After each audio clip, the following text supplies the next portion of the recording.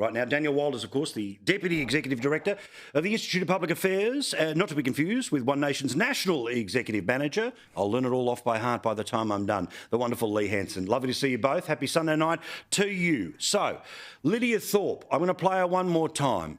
I don't understand how this isn't an issue. Do I think she should go to jail for the next 20 years? No. But do I think is there a chance of her being handed a fine, a reprimand, an opportunity for somebody to say this is a line that you have crossed yet again? Roll the tape and I'll get your reactions. And we will fight every day and we will turn up every day. And if I have to burn down Parliament House to make a point,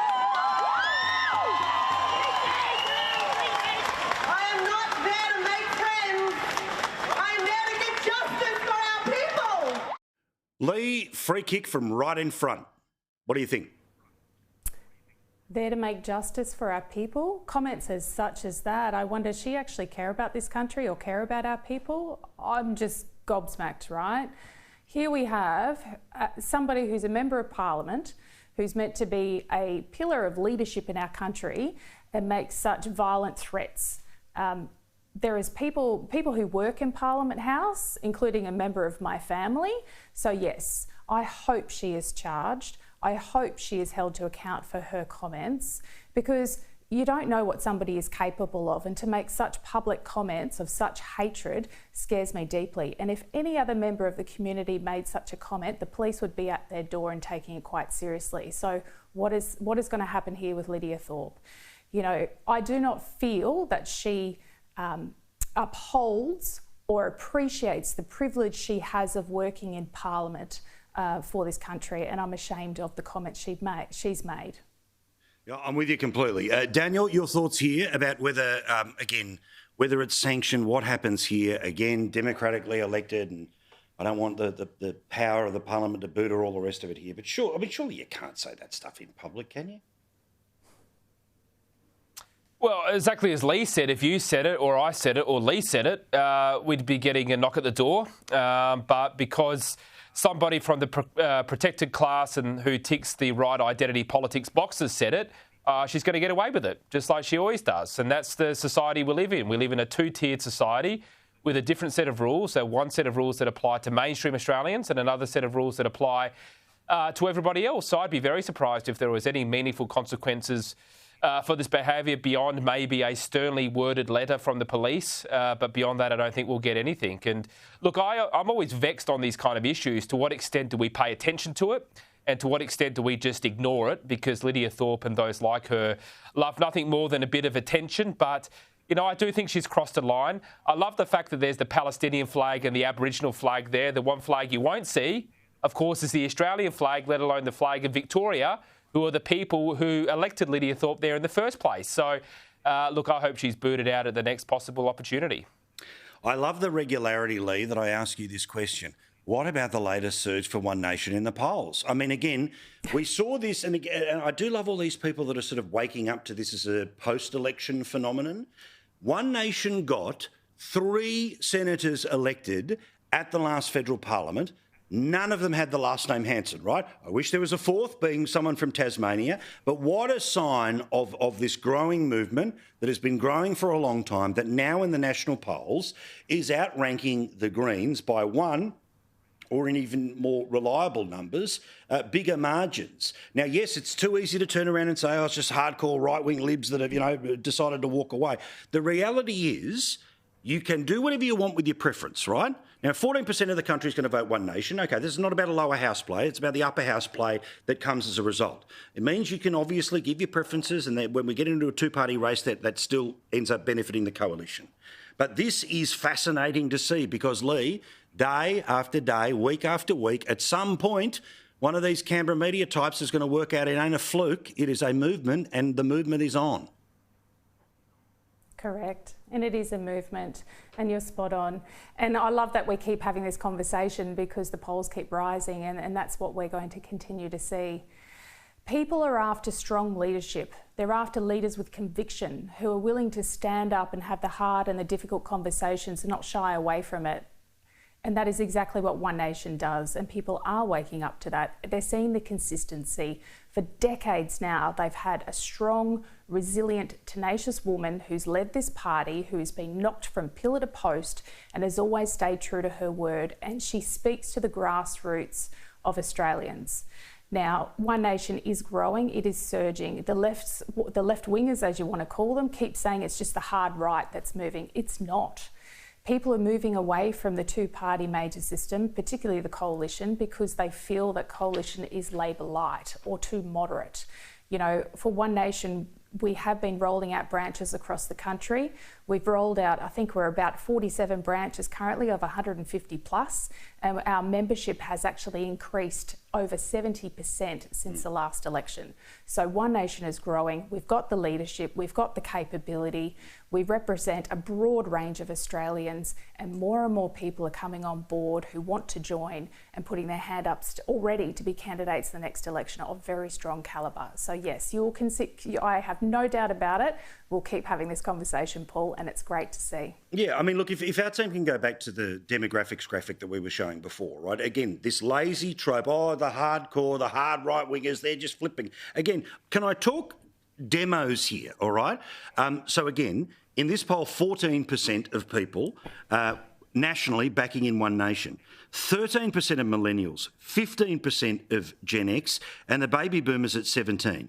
Now, unsurprisingly, the biggest group, almost 30% Gen Z for the Greens. But that is solid growth, multiple areas, basically from people not over the age of 55, but from the age of 35, Daniel. Well, look, that's right. And, you know, as we've said time and time again, what we see is almost every demographic moving against the coalition, if they haven't already abandoned them. And this is what happens when you have a vacuum of leadership, and it's on both the left and the right. You know, you've got Susan Lee, who may have certain capabilities, but has been in Parliament for close to a quarter of a century. And a lot of Australians aren't clear on what it is exactly she believes. Anthony Albanese obviously won the election handsomely, but is not seen as a strong and decisive leader. So you've got people from both sides of the equation that are looking for alternatives, and obviously One Nation provides that to a lot of Australians. The other point I want to make, Paul, is in one of the polls that came up on Redbridge, which was published in the Australian Financial Review, if you look at the polling they did on net zero, this is absolutely fascinating because it shows that 37% want the coalition to dump it, 37% want them to keep it, and the rest want them to don't have an opinion on it.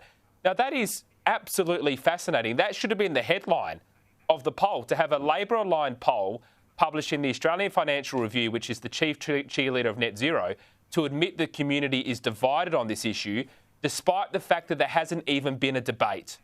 Imagine we had a debate on net zero. It would very quickly be a 70-30 issue in our way in terms of getting rid of it. And this is why people like Andrew Hastie and Jacinta Price are talking about net zero and immigration. These are two of the biggest issues facing Australia's future. That's what Pauline Hanson and One Nation are talking about, and that's why they're going up in the polls, and that's why the Liberals are going backwards. Well, and again, that undecided right, we hear from everyone, right? You go this direction, it's terminal. You go that direction, it's terminal. We'll see. Again, we'll get Cos on tomorrow because I want to talk a lot more about that undecided, right? About whom and where and which particular demos and all the rest of it, right? Because I think sometimes that can start to lay a few stones about which way things should go. Now, again, I'm sorry to repeat myself from the opening comments at the start of the show, but Lee, Parramatta Council tomorrow will have a vote, which is just about keeping alive and whipping up, because there's a very significant Indian population. In fact, there's sort of a Little India claim that is made by the council because of the diaspora there, as a way of trying to sort of, again, build the caricature in and around Jacinta Price, comments from a long time ago, forget what the actual transcript says, it's what somebody told you about who somebody, all of that, right?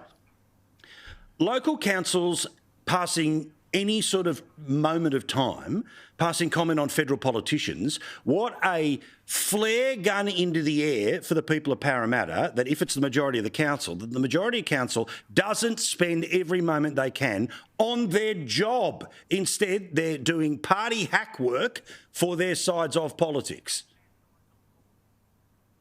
Correct.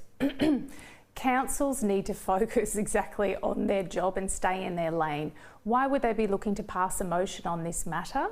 Just to appease, 11% of their community from a certain nationality before they chose to come to Australia? I'm just baffled as to how this is a priority for local community members. If they actually went out and asked their community members, would they have an overwhelming sense of this is what they want to focus their hard-earned tax dollars on? The answer would be no, and I'll be very surprised otherwise. I feel sorry for Jacinta Napier-Price. I really do. You know, this issue keeps getting dragged on and on and on. She hasn't had the support. She hasn't had the backing that she should have had. I mean, plain and simple, she raised some key issues that are they factually incorrect? Sure, the delivery and a certain nationality or how it was approached, probably not the right way, and it could have been done a little more decorum. But at the end of the day, she raised an issue about immigration having certain tendencies to vote in certain ways. Shouldn't that be the conversation? Well, yep, here we got council going down a rabbit hole of something that as I say to my kids, none ya. Yeah. Which is none your business. Why are you touching on it? So, God love you. Well, but also, right, you know, let's see if the same council decides to bang out a motion about Lidia Thorpe burning down the federal parliament. Oh, no, of course, we won't be going anywhere near there. Now, I've got a feeling that the bloke from the IPA is going to be very supportive of Tony Abbott's book, which in part is being supported by the Institute of Public Affairs.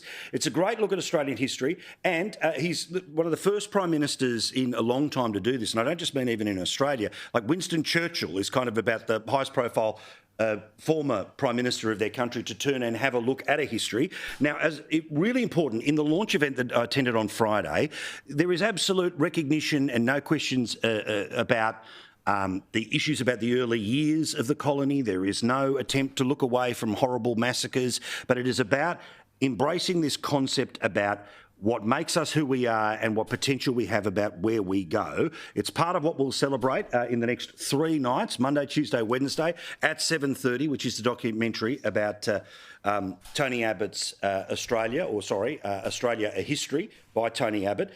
Have you read it? Did you see a little bit of it, Daniel? And obviously you'd subscribe to the central idea here, which is that our story is complicated, but so is every other country's, but geez, the high points are pretty damn high.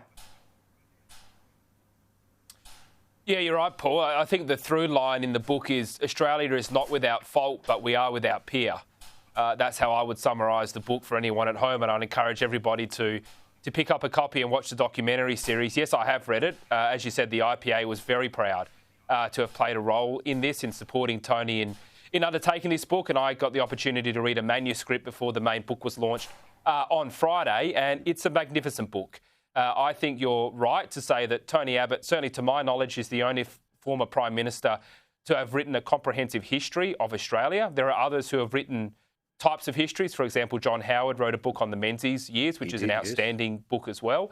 And I think, you know, Tony Abbott is somebody who's been out of politics for a decade, but he's made very important and meaningful contributions to our debate in his post-parliamentary life. Not every former political leader could say the same. And I think this book gives a very fair treatment of Australian history.